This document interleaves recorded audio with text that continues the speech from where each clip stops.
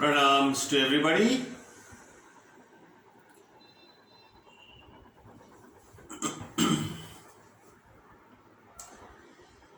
So today, in this video, part 2 of the series of videos about pranayama,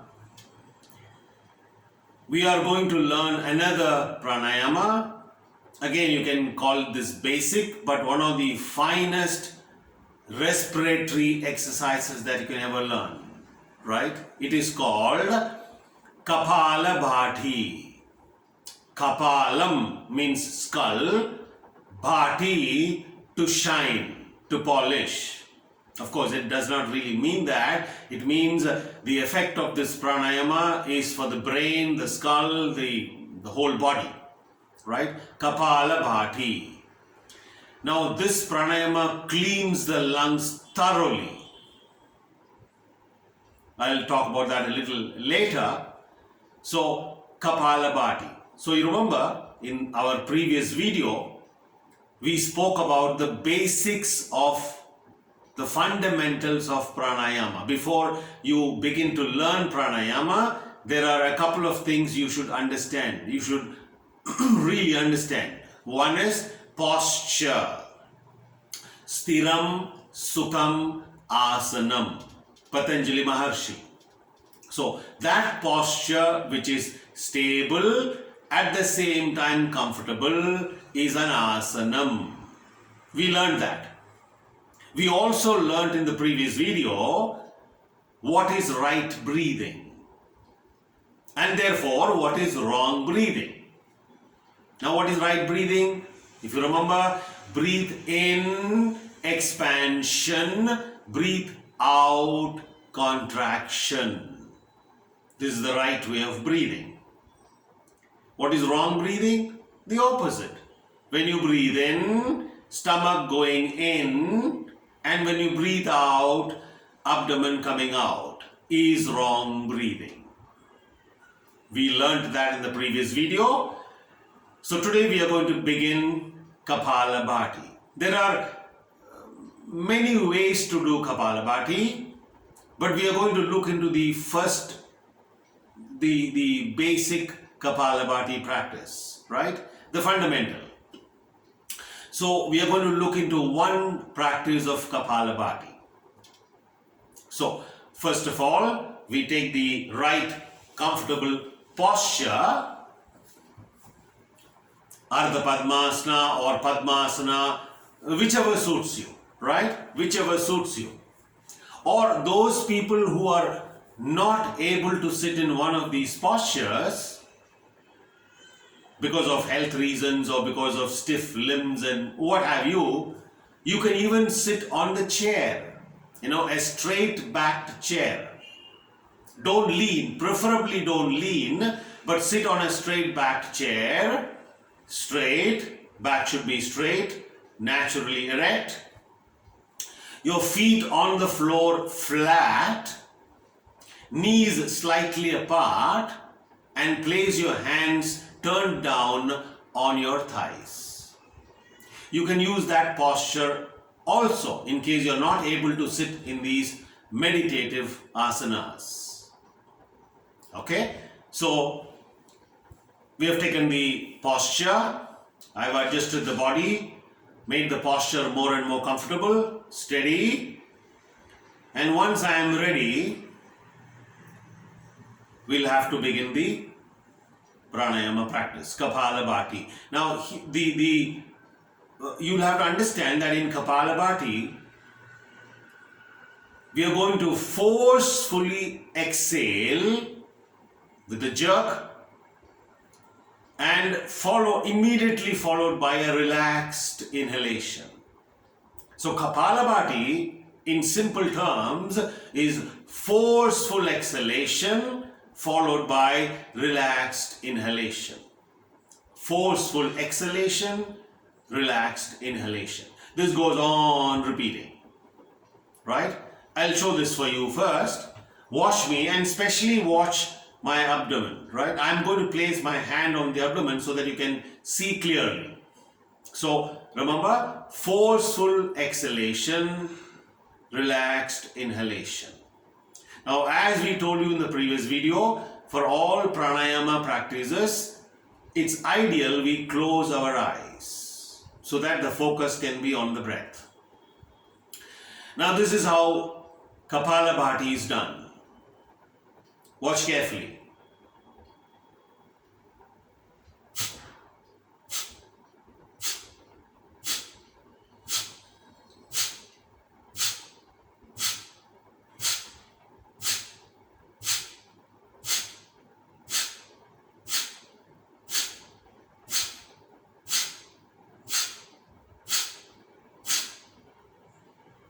Right?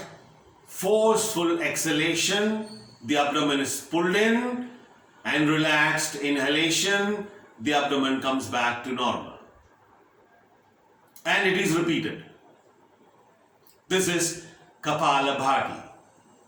Right? Using both nostrils. There are other ways. We will go into that later. So, now the fundamentals. What are the wrong ways of doing Kapalabhati? Because for everything, there is a right way, there is a wrong way. Technically speaking. The first wrong Kapalabhati, the wrong way of doing Kapalabhati, right?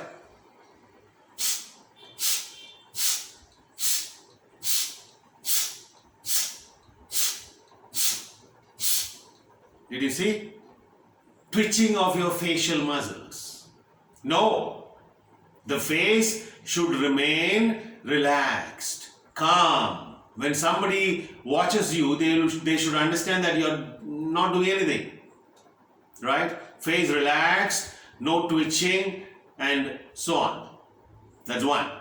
Number two, the wrong way of doing Kapalabhati.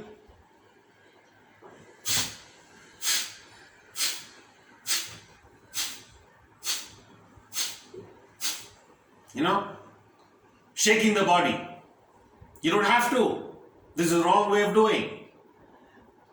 What is asanam? Stiram, sukham, asanam. The body should be stable, remain stable and comfortable. You don't have to move your body at each stroke. That's the wrong way. So what do?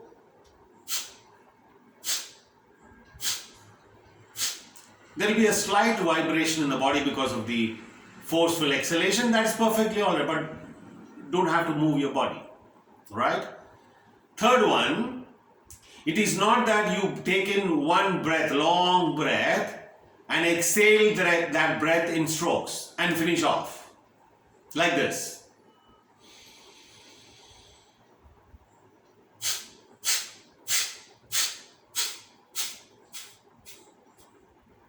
Over. Wrong way of doing Kapalabhati.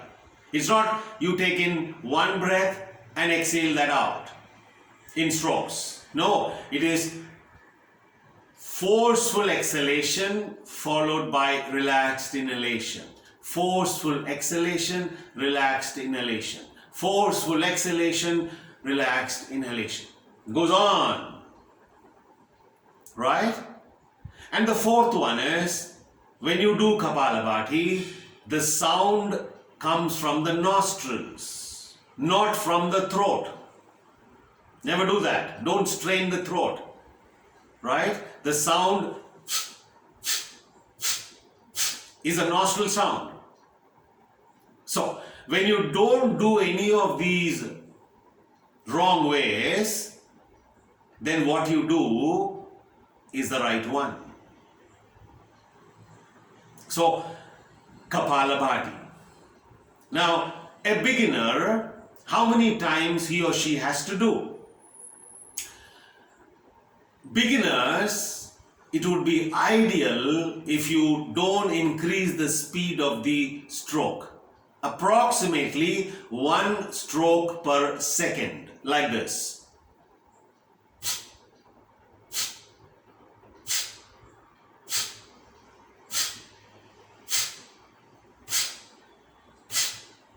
Right? Later on, when you have established, when you have stabilized in pranayama and other yoga practices, months, then maybe if you're confident and if you feel like, you can increase the speed of the pranayama of Kapalabhati to 2 or 3 strokes per second, like this.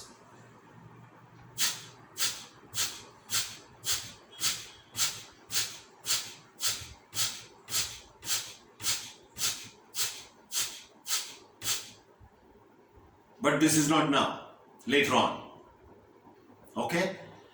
Now, in one stretch, how many strokes can a beginner do?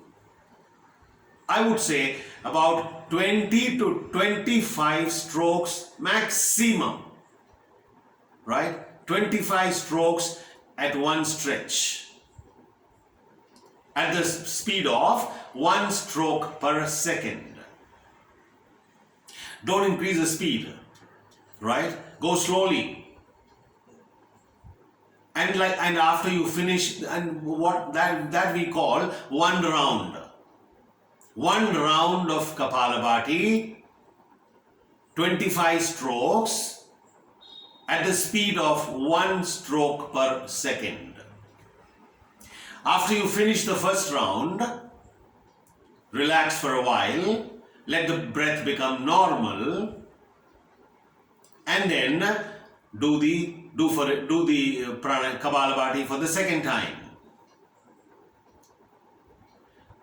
Just 2 times. Beginners, do it twice. Good enough. And after you finish Kapalabhati, come back to the natural position, close your eyes and relax for a few minutes. Don't just get up and go away. Always begin the pranayama practice or yoga practice with a seated silence, or if you know a prayer or a mantra, chant that. And towards the end of the practice, again sit quietly for some time before you get up and go. Another point I forgot to mention is, when you do Kapalabhati, it would be better if you keep your head slightly down. Don't fully lock it, but slightly. Right? It will help you do the breathing correctly. So, what does this pranayama, Kapalabhati, do to your system? Obvious. There is something called the residual air, which stays at the bottom of our lungs. All of us. Which normally does not come out fully in our normal daily breathing. Except when you do deep breathing, possibly it might come a little more. But here in Kapalabhati, that residual air is pushed out. Which means what? It's a thorough cleansing of the lungs. Now what does it do? When you begin the practice of Kapalabhati and then go on and on and on, you will observe, you will find out that your capacity to breathe more, the respiratory capacity increases to a great extent. Your breath becomes smooth, quiet, long, and because of that, the mind also is calm. It affects the nervous system as well, the brain and the nervous system, in fact the entire body. Right? I am not going to the details of the benefits of all this. The best way would be you practice and find out for yourself. Have the direct experience. Okay? In fact, pranayama is, as I told you, as I keep repeating, one of the finest respiratory exercises that anyone could learn. Right?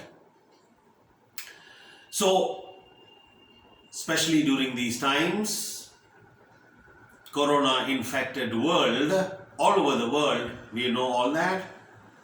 Let's practice these simple pranayama exercises, increase our respiratory capacity, remove toxins from the body, purify our blood, and so on and so forth. So, we end the practice here, And in the next video, I'll go further, right? Maybe other varieties of Kapalabhati. We will look into that.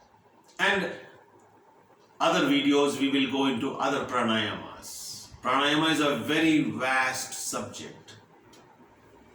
But this is the basic. Hope you've understood. Thank you so much. Pranams to all of you.